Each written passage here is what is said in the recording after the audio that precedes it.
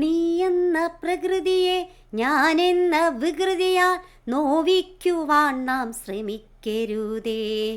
കൂട്ടരെ ഓർക്കുക, പ്രകൃതിയില്ലെങ്കിൽ നമ്മളില്ലെന്നുള്ള സത്യത്തെ അറിയുക.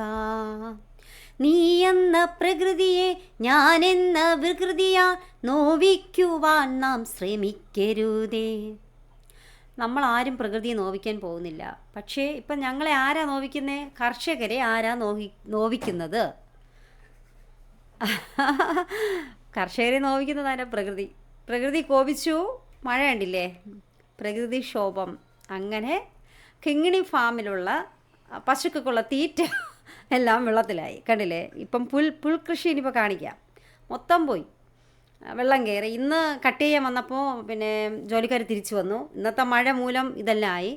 പിന്നെ നമ്മുടെ വാഴക്കൃഷി കണ്ടില്ലേ? വാഴക്കൃഷി എല്ലാം വെള്ളം കയറി. രാവിലെ ഇവിടെ മൊത്തം വെള്ളമായിരുന്നു. ഞാനിത് വൈകുന്നേരം വന്നത്, ഇങ്ങനെ നോക്കാൻ വേണ്ടിയിട്ട് വൈകുന്നേരം വന്നത്.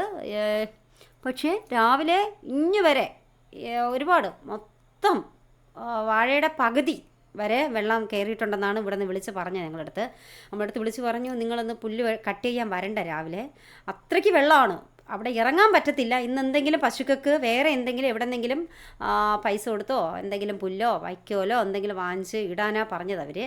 അങ്ങനെ ഞങ്ങൾ എന്നാലും ഇവിടെ വന്ന് നോക്കി, ആൾ വന്നു, പുല്ല് കട്ട് ചെയ്യാൻ ആൾ വന്നു, കണ്ടില്ലേ? പിന്നെ കട്ട് ചെയ്യാൻ പറ്റാതെ അവർ തിരിച്ചു വന്നു. ഞങ്ങളിന്ന് പിന്നെ വൈക്കോല ഇട്ട് കൊടുത്തത്. ഇന്ന് എല്ലാവർക്കും കൂടെ വൈക്കോല്. പക്ഷേ പാല്, പച്ചപ്പുല്ല് കൊടുക്കും പോലെ ഞങ്ങൾക്ക് പാല് കിട്ടില്ല കേട്ടോ.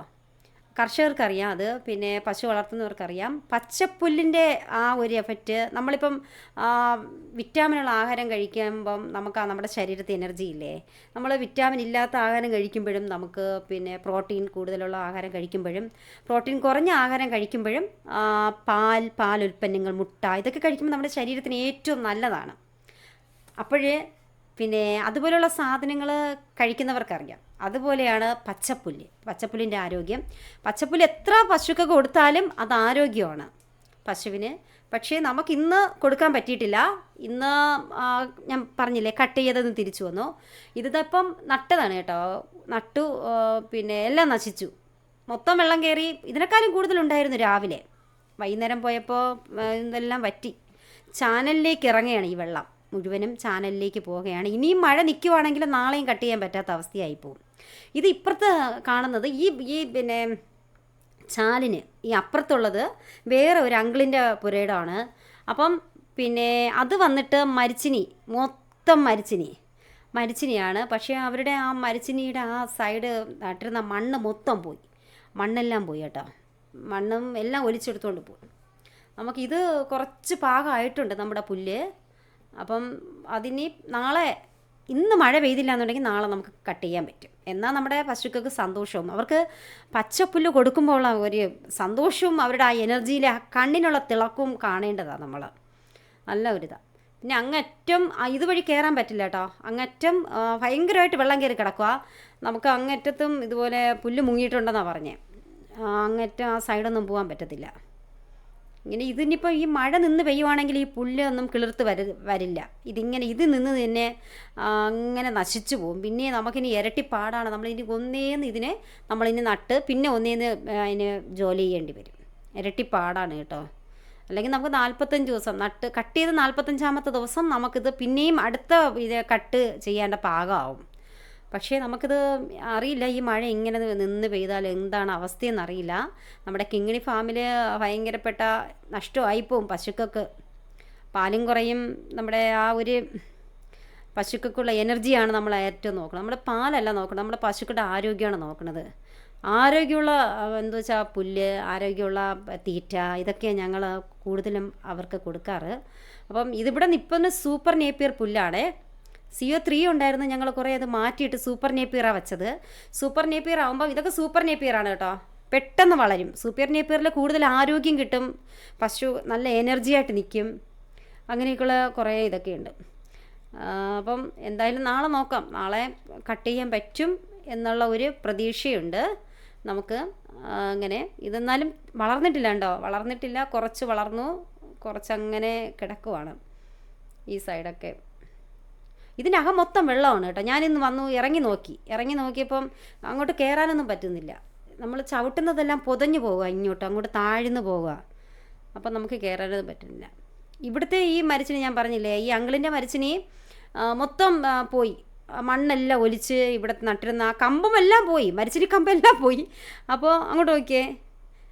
അപ്പോൾ അങ്കിൾ അവിടെ നിൽപ്പുണ്ട് കേട്ടോ. അങ്കിൾ അപ്പുറത്ത് നിൽപ്പുണ്ട്. എന്നിട്ട് ഞങ്ങളടുത്ത് പറഞ്ഞു ഇനി എല്ലാം ഒന്നേന്ന്, ഇനി മഴ തീർന്നിട്ട് എന്ത് നഷ്ടമെന്നറിയോ അവർക്ക്. അങ്കിൾ പാട്ടത്തിനടുത്ത് ചെയ്യുന്നതാണ് കേട്ടോ, സ്വന്തമല്ല അങ്കിൾ പാട്ടത്തിനടുത്ത് ചെയ്യുന്നതാണ്. അപ്പോൾ അങ്കിളിന് ഭയങ്കര ഒരു സങ്കടമാണ്. ഇത് നമ്മുടെ വയലിലെ വെള്ളമാണ് കേട്ടോ. ഈ വയലിലെ വെള്ളം ഇങ്ങനെ വന്ന് ഇതിൽ കനാലില്ല ആണോ പോണേന്ന് തോന്നുന്നു, ഇങ്ങനെ ചാല് വഴി അങ്ങനെ വലിയ തോട്ടിലേക്ക് അങ്ങ് പോവും. അങ്ങനെ പോവുകയാണ്. പിന്നെ അപ്പുറത്തെ സൈഡ് കുറച്ച് ഇതുണ്ട്, ഈ വാഴക്കൃഷി പൂർണ്ണമായിട്ട് പോയി കേട്ടോ. അത് വേറൊരു അങ്കിളിൻ്റെയാണ്. അപ്പോൾ ആ വാഴക്കൃഷി പൂർണ്ണമായിട്ട് പോയി. അത് മൊത്തം പകുതി വെച്ച് ഒടിഞ്ഞു പോയി മൊത്തം. ഇത് ഈ ചാനലിലെ വെള്ളമാണ് ഞങ്ങൾ വെയിൽ സമയത്ത് ഇവിടെ നിന്ന് മോട്ടർ വെച്ച് ഞങ്ങളുടെ പുൽകൃഷിക്ക് വേണ്ടി ഞങ്ങൾ ഉപയോഗിക്കുന്നത്. അപ്പോൾ ഇപ്പോൾ ഇതെല്ലാം നിറഞ്ഞ് പോവുക. ഇവിടെ എല്ലാ വയലിലെ വെള്ളവും ഇപ്പം നമ്മളിട്ട വളം മുഴുവനും, നമ്മുടെ ഈ പുൽകൃഷിക്കിട്ട വളം മുഴുവനും ഈ വെള്ളത്തിൽ കൂടെ അലിഞ്ഞു പോവുക. നമ്മുടെ ചാണകവും നമ്മളിട്ട പിന്നെ നമ്മൾ കൂടെ യൂറിയ, പുല്ലിന് ഞങ്ങൾക്ക് യൂറിയ വാരി തൂറ്റാറ് കൂടുതലും. അപ്പോൾ ആ യൂറിയ ഇതെല്ലാം പോയി, എല്ലാം വെള്ളത്തോട് പോവുക. അങ്ങനെ നമ്മുടെ വയലിലെ ഇന്നത്തെ അപ്പോൾ രാവിലെ വൈക്കോലിട്ടപ്പോൾ തന്നെ ഇവിടുത്തെ കിങ്ങിണി ഫാമിലെ സുന്ദരി കുട്ടികൾ അങ്ങനെ നോക്കുക, എന്താ ഇന്ന് പച്ചപ്പുല്ലില്ല എന്നുള്ളത്. അപ്പം നമുക്കെന്ത് ചെയ്യാൻ പറ്റും? ഇങ്ങനെ ഒരു പ്രകൃതി, ഞാൻ നേരത്തെ പാടിയതുപോലെ പ്രകൃതി ഞങ്ങളെ ഇന്ന് നോവിച്ചു. ഞങ്ങൾ പ്രകൃതിയെ നോവിച്ചിട്ടില്ല, പ്രകൃതിയാണ് ഞങ്ങളെ നോവിച്ചത്. കർഷകരാരും പ്രകൃതിയെ നോവിക്കാറില്ല. ഒരു മരം പോലും വെട്ടിമാറ്റാൻ അവരുടെ കൈ പൊങ്ങില്ല. പ്രകൃതി നിൽക്കുന്ന ഒരു ചെറിയ ഒരു തൈ വൃക്ഷം പോലും കർഷകരാരും വെട്ടില്ല. പ്രകൃതിയെ സ്നേഹിക്കുന്ന ആരും വെട്ടില്ല. അപ്പോൾ ഇതിൽ പറഞ്ഞതുപോലെ, ഈ കവിതയിൽ പറഞ്ഞതുപോലെ, നമ്മൾ പ്രകൃതി ഇല്ലെങ്കിൽ നമ്മളില്ല, അത് നമ്മൾ ഉൾക്കൊള്ളണം. അതെല്ലാവർക്കും അറിയാം, എല്ലാ മനുഷ്യർക്കും അറിയാം, പ്രകൃതി ഇല്ലെങ്കിൽ നമ്മളില്ല. ഇതിപ്പം ഇതിൻ്റെയൊക്കെ സൗന്ദര്യം, ഈ പ്രകൃതി നമ്മൾ ഈ സൗന്ദര്യം ആസ്വദിക്കാറില്ലേ? പ്രകൃതിയുടെ സൗന്ദര്യം എന്ത് സൗന്ദര്യമാണെന്നറിയാമോ? ഈ പ്രദേശത്തൊക്കെ വന്നിരുന്ന് കഴിഞ്ഞാലുണ്ടല്ലോ നമുക്ക് സമയം പോണതേ അറിയില്ല. ഞാൻ പറഞ്ഞിട്ടില്ലേ, ചേട്ടായി ചിലപ്പം പറയും പിന്നെ നമുക്ക് ഇവിടെ എവിടെയെങ്കിലും പിന്നെ ചെറിയൊരു ഷെഡ് വെച്ച് നമുക്കിവിടെ അങ്ങ് താമസിക്കാം. ഭയങ്കര ഇഷ്ടമാണ് ചേട്ടായിക്ക് ഈ പിന്നെ പുൽകൃഷിയും കാര്യങ്ങളും. ഈ പ്രകൃതി എന്ന് പറഞ്ഞാൽ ഭയങ്കര ഒരു ഇഷ്ടമാണ് അവർക്ക്. എന്നോട് എപ്പോഴും പറയാറുണ്ട്, പ്രകൃതി വൈകുന്നേരമൊക്കെ ഈ പാടത്തും വന്നിരിക്കാനും പിന്നെ ഇങ്ങനെയൊക്കെ ഉള്ള ഒരിത് നല്ല നല്ല രസമുള്ളതാണ്. എല്ലാവരുടെ നാട്ടിലും ഉണ്ടല്ലോ ഇതുപോലെയുള്ള സ്ഥലങ്ങൾ. നമ്മൾ ഈ ഫ്രീ സമയം ഫാമിലി ആയിട്ടൊക്കെ കുറച്ച് നേരമെങ്കിലും ചിലവഴിക്കണം എല്ലാവരും.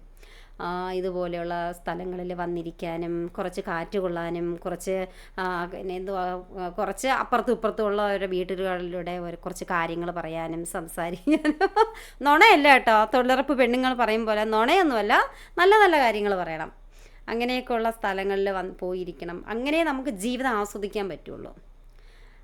അപ്പോൾ കണ്ടില്ലേ, നമ്മുടെ ഇന്നത്തെ പ്രകൃതി നമ്മളെ ചതിച്ചത്, കിങ്ങിണി ഫാമിലെ ചതിച്ചത് കണ്ടില്ലേ? കിങ്ങിണി ഫാമിലെ പശുക്കളെയാണ് പ്രകൃതി ഇന്ന് നോവിച്ചത്. അപ്പം എല്ലാവരും നാട്ടിലും ഉണ്ട് മഴ. എല്ലാ കർഷകർക്കും ഇത് തന്നെയാണ് അനുഭവം. നമുക്ക് മാത്രമല്ല, എല്ലാ കർഷകരുടെയും അനുഭവം ഇത് തന്നെയാണ്. ഒരുപാട് എല്ലാവർക്കും നാശനഷ്ടങ്ങളുണ്ട്. പക്ഷേ നമുക്ക് മഴ അത്യാവശ്യമാണ്, വെയിൽ അത്യാവശ്യമാണ്, ഇതൊക്കെ നമുക്ക് അത്യാവശ്യമാണ്. അധികമായാൽ അമൃതം വിഷമെന്ന് പറയുന്നത് കേട്ടിട്ടില്ലേ? അതുപോലെ ഒന്നും അധികമാവാൻ പാടില്ല, എല്ലാം നമുക്ക് ആവശ്യത്തിന് വേണം. അതുകൊണ്ട് നമുക്ക് എല്ലാം ആവശ്യത്തിന് വേണം. നമുക്ക് ഇനിയും മഴ കുറയാൻ വേണ്ടി പ്രാർത്ഥിക്കാം. ഒരിടത്തും ഒരു നാശനഷ്ടങ്ങളൊന്നും ഉണ്ടാവാതിരിക്കട്ടെ. എല്ലാവർക്കും ശുഭരാത്രി, എല്ലാവർക്കും നല്ലത് വരട്ടെ. Okay, bye. സന്ധ്യയായി, ഞങ്ങളും പോവുകയാണ് കേട്ടോ. Okay, bye.